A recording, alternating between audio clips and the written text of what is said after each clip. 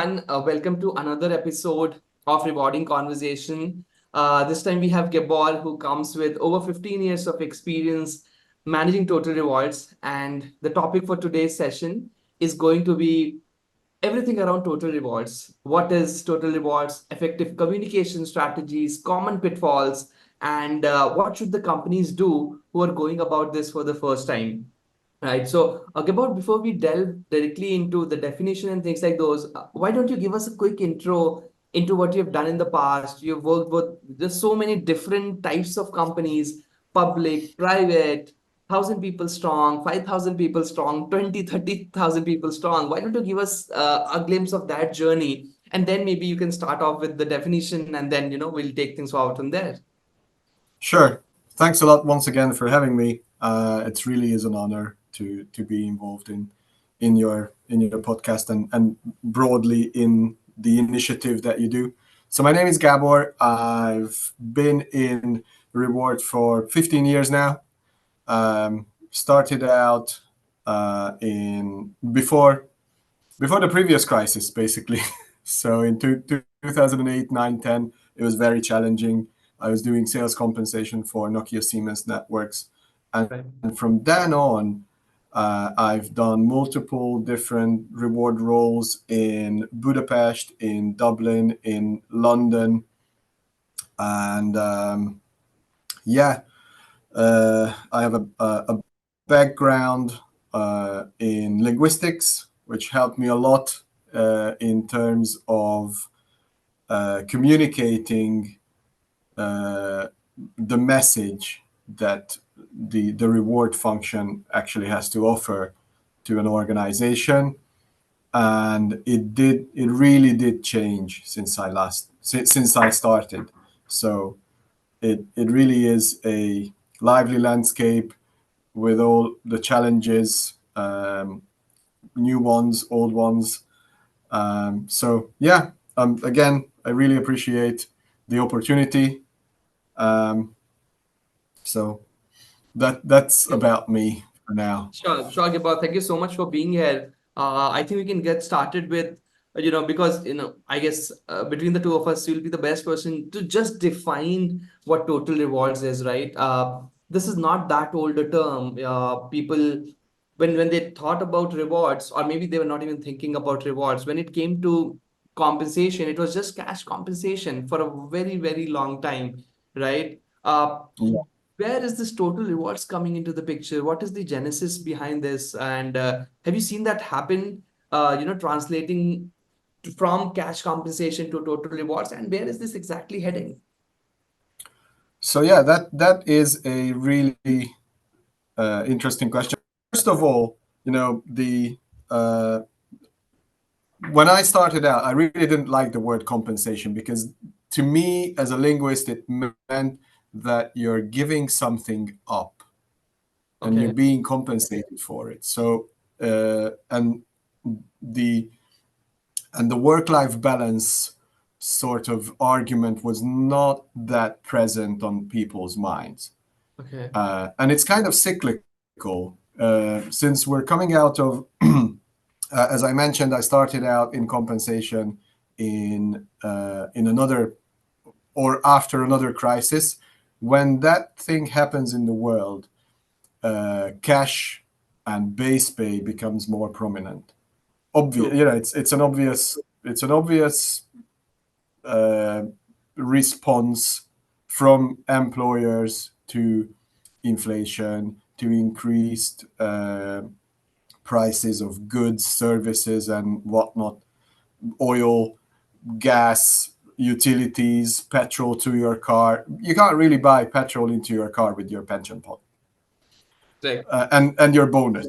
And companies do tend to focus on cost savings rather than giving bonuses to employees. Right. So first of all, I think what total rewards means to me is the philosophy of the company, the compensation philosophy of the company you're working for. Because if you want, let me give you two extremes. If you're a small margin manufacturing company, you kind of want to, just pay at market. You don't want to Correct. be super competitive. You just need people to do the work for you, and you don't Correct. really need to think about the quality.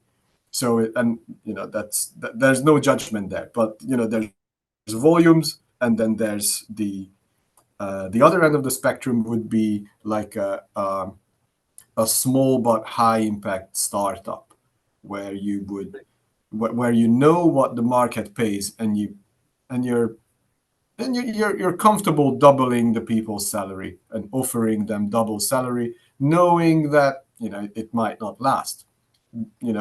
Working for a startup is challenging. It pays a lot, but you might not have a job in 12 months or 6 or 2, because that's the risk of it. So Correct. um, so the second very important bit, I would say, is the benefits and the offerings on top of your base pay, because there's no point, again, going back to the meaning of compensation. There's no point, in my view, compensating you for the time you spend with the company if you don't get the chance to spend the money on your family, your kids, your hobbies, your time.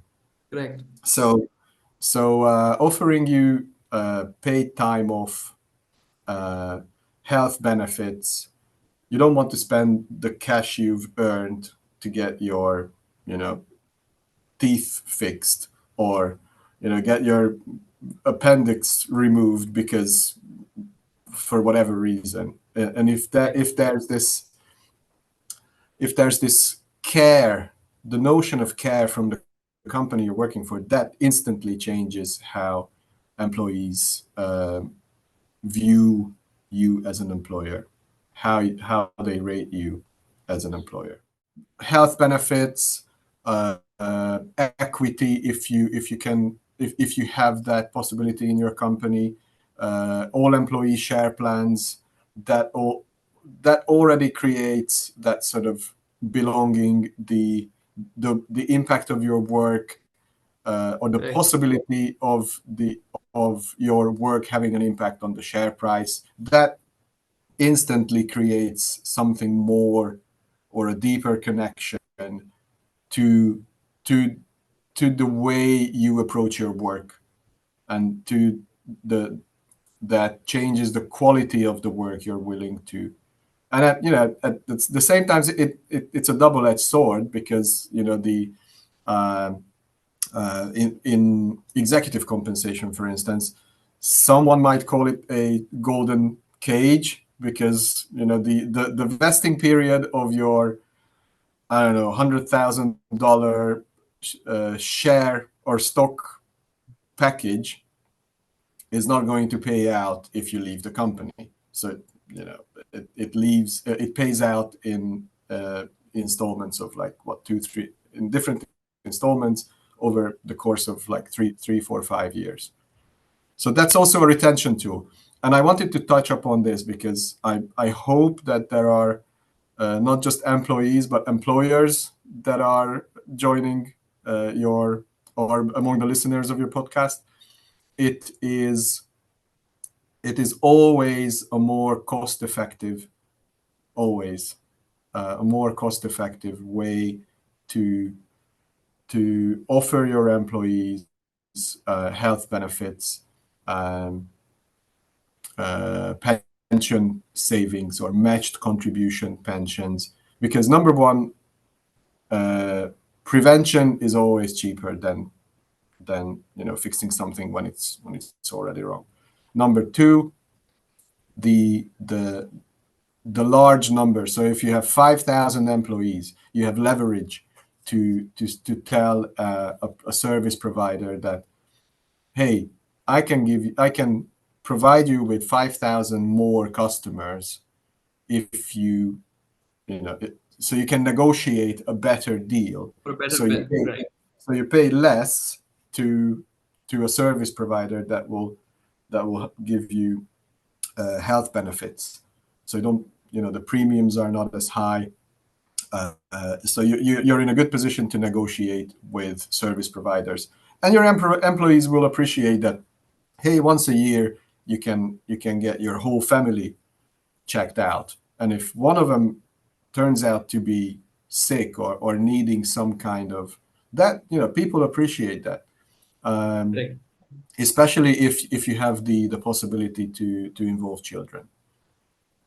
Correct. Correct. So all these things that you mentioned, Gabor, are extremely sort of important or valuable from an employee standpoint, right? Um, Absolutely. which means anything that an employee finds valuable eventually should be there in the total rewards package, right? Would constitute sort of total rewards. Is there something else that employees are now finding value in? And do you think communicating that as a part of your rewards package also makes sense? For example, uh, learning opportunities in the organization, career growth within the organization, a work life balance, right? All of that could also be rewarding for an employee. They might find immense value in it. In fact, when choosing between different companies' compensation packages, this might be an area of consideration. Maybe retireals would become important as a benefit for senior employees. Maybe cash in hand becomes more important for freshers, right? Which means these have a certain impact on how they feel about the rewards package. So, do you think the world is also changing or adapting to a place where communicating all of these extra things also becomes important? And where do you see the adoption right now? Are more and more people adopting this, or do you think this is still a thing of future? And as of now, it is just cash, equity, benefits. That's all.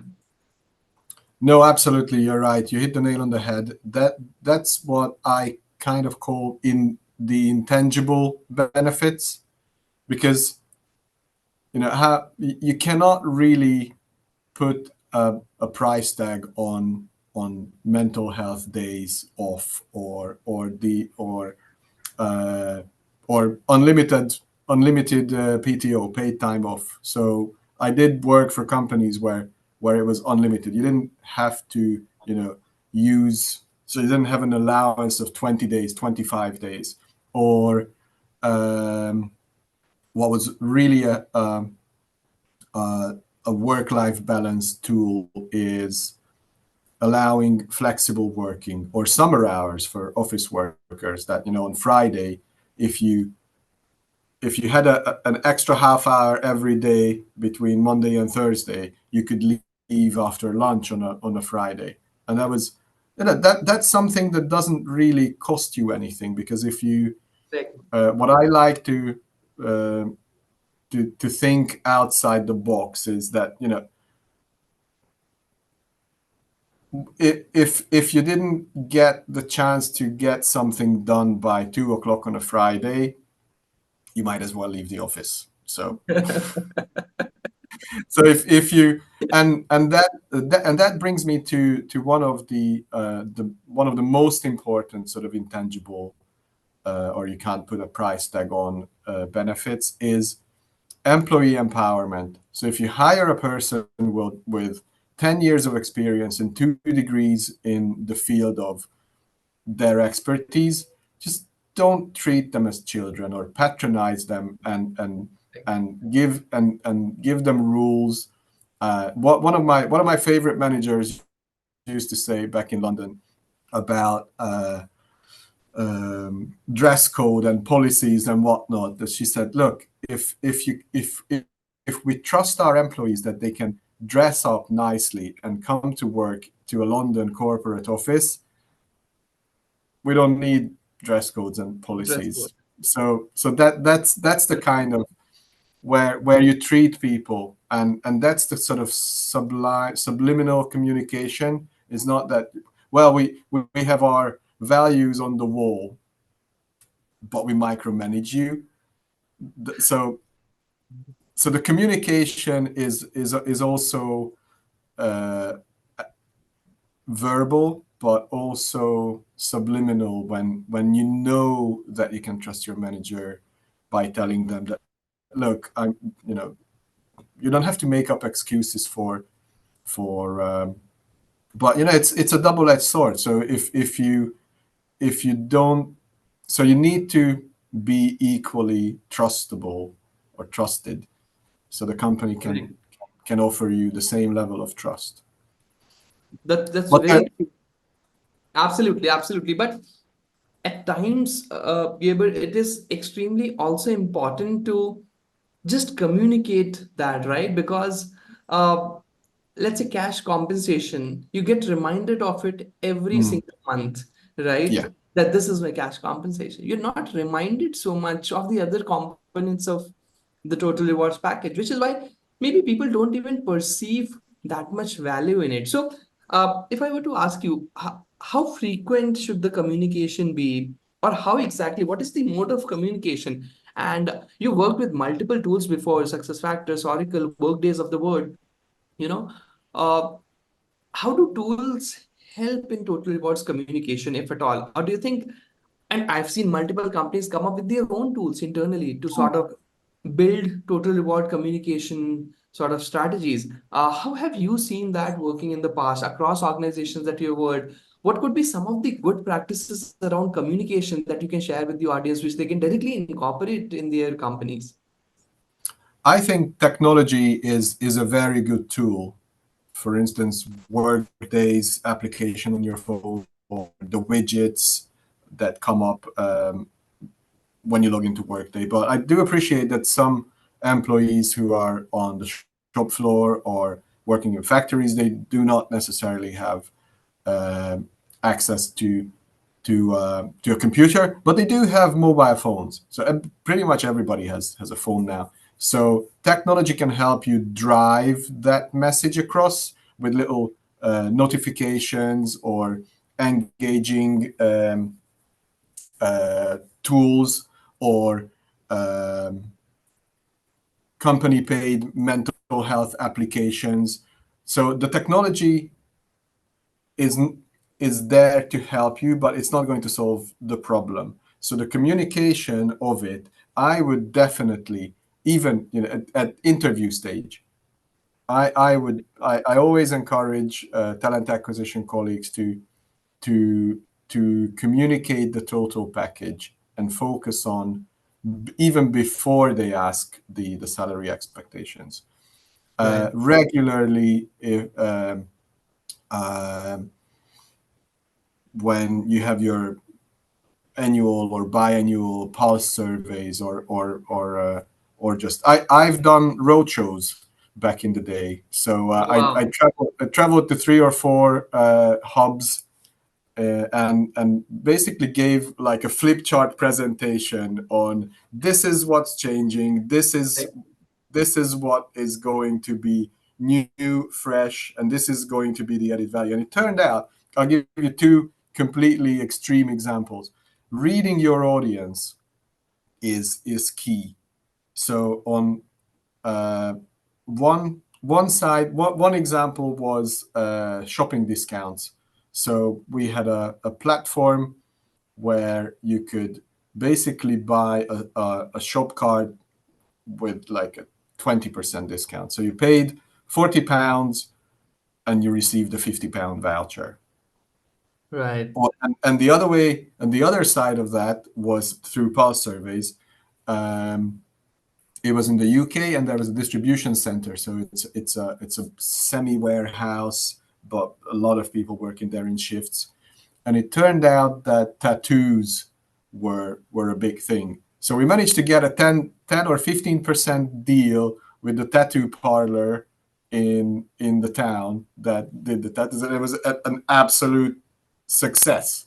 Oh, wow. So you never know what kind of benefits your employees would value, but that's that two-way communication. You need to come up with the tools that you engage the employees in that discussion, and then evaluate those results, and then you don't necessarily have to give everybody a stock plan because they might not value it. if they value tattoos with a 15% discount, give them that. Correct. So Which brings me to the other part of our conversation, Gibor, that how do you personalize rewards for your employees? Because right, say when you say equity versus cash, right? Someone wants more equity and someone wants more cash. But then we do our benchmarking with respect to cash and equity separately, right? Let's say a person has opted for more equity, less cash. Then it might show up that this person is placed lesser with respect to the compensation range. The compa is less with respect to cash compensation, right? How do you take into account all these logistics before letting your employees choose what exactly they want with respect to their compensation package? It becomes tricky at times to just manage the logistics of compensation packages, which is why many companies don't even do it. Many yeah. companies just, a vanilla plain and simple compensation package for all. It might differ across different levels, but within levels, within the same grade, it rarely changes. For example, when you roll out an offer to your probable hires, you roll out just one offer.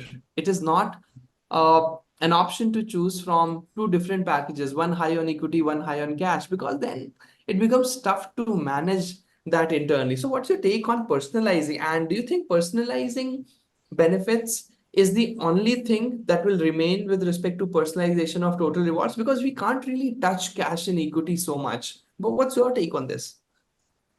Um, the pick and choose method is really something that needs robust processes and management. Right, So as a company, as an employer, you need to decide, or you need to be able to decide whether you want to give that flexibility or not. So not everybody's comfortable with equity share plans. I myself was completely not comfortable with them before I started to work with them. And then I correct, realized that yes, there are complexities. There are legal, serious legal and financial repercussions if not done properly. So correct, I would be, but to return to your question, I think there's a fine line and there's a balance that you as an employer should be able to decide whether you want to take that responsibility and I would say challenge, and whether you have the right people to operate that. It's very similar to global mobility, for instance. So if you offer global mobility as part of your uh, development, employee placement, that but that's a really costly thing. Return on correct. investment on global mobility is, well, let's not get into that. Uh, However, if you have that, you need someone who is able to run that, but that costs money. So Correct. it's always the question. It's with HR in general. How much? So HR has always been a cost center. So we don't generate money. We're as good as the money we save while Correct. keeping employees happy. So we never Correct. really make money. Therefore, we need to be really careful how and where we spend the budget that is allocated to HR and comp and ben uh, in general.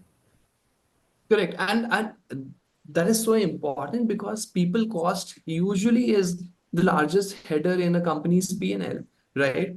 To Mm, manage that effectively is in itself a huge task. And you're spending so much already, but are you people even understanding the true value of what you're giving them, right? You gave a Ferrari example at the start of our conversation, right? That you're spending so that's much to make them feel good, to make them feel like they're riding a Ferrari, whereas what they perceive might be something entirely different. That is one sort of shortcoming with respect to communicating rewards. The other shortcoming, which is extremely common, is that whether they perceive less or more is still okay, but do they perceive your total rewards as fair, right?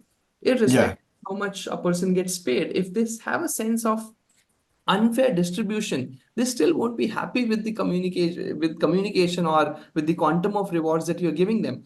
So, how do you make sure that this perception of fairness, or how do we inculcate this perception of fairness amongst our employees? Are there some practices, there good practices that you've seen working with them to sort of have a higher satisfaction with respect to compensation amongst the employees, something that has worked for you in the past that you would love to share?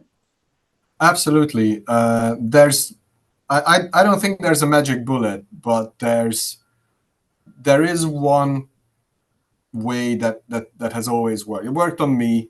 It worked in all the places that I work. It worked. Uh, the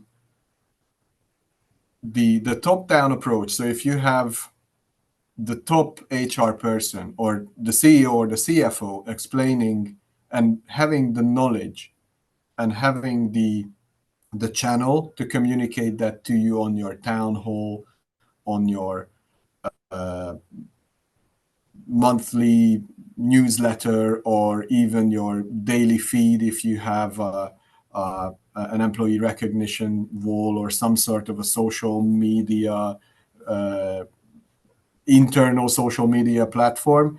Right. Communication from the top has always been helpful. People look for leadership and credibility, and if you have a credible leader that can communicate what the employee value proposition is, that is always helpful. And that, going back to the previous topic, you can use technology to support that, but if there's the perception or the feeling in the employees that our leaders are just taking advantage of us and they never talk to us, so on and so forth. So if there's a perception of a lack of leadership, people will always look for leadership, and if you don't provide it clearly and credibly, they it will not lead to great results. So I so so the simple answer is credible leadership from from the top, or as close to the top as possible. Got it. Got it. We are almost towards the end of our session, Gabor. I would love for you to share. Let's assume there's this mid-size organization, 500 to 1,000 employees maybe, that has never really paid heed on communicating total rewards. All they've communicated always is cash compensation, right? Uh, Now they want to sort of do that. Now they have understood the value of communicating rewards and they want to invest in that. Uh, what would you suggest to such an organization? Where do they start really, and how do they go about by implementing total rewards in their organization? What would you have for them as a cheat sheet or as the early steps to follow so that they can implement this successfully in this organization? Uh, f- that's a great question. Because the size of that is exactly what you just gave the example is exactly where the make or break comes in. I would definitely start with uh, an organizational structure and evaluating the jobs that they have, the overlaps, the differences, the the synergies between the teams, and then basically come up with a relatively well, yeah, come up with a structure for your organization. Top down, you have the CEO or a founder or whatever you want to call it, the top man, and then executive leadership, and then senior management, and then so on and so forth. So you get your organization straight in sort of uh, a pyramid, or lack of a better word, so some sort of an organizational Right. chart. Correct. and some level of standardization, and then use market data. Use data. Data is key here, especially with tech organizations.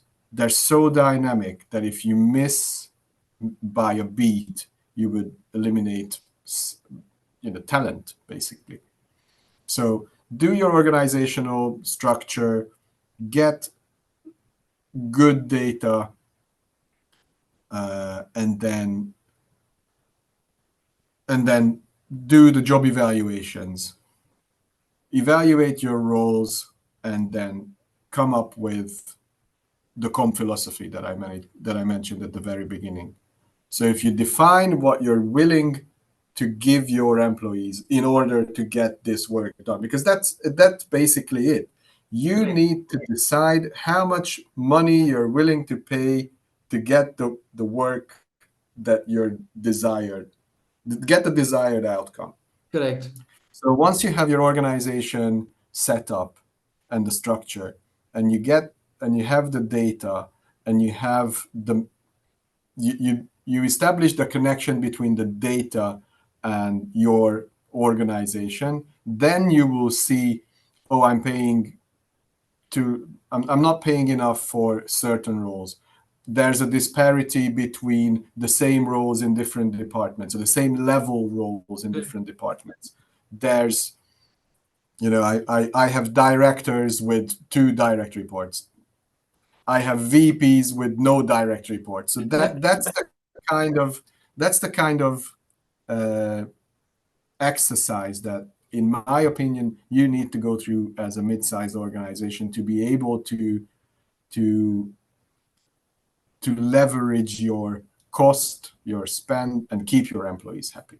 Because if you look at it from the other angle, if you have this level of or this size of an organization, basically anyone can walk into HR and then ask them, like, "Hey, why is this? What's this figure?" And Correct. then you have the tools and the credibility to show them that, look, this is where your role comes into the organization. We evaluated it at this level, which corresponds to our best knowledge, to this level in this reputable survey with this many data points.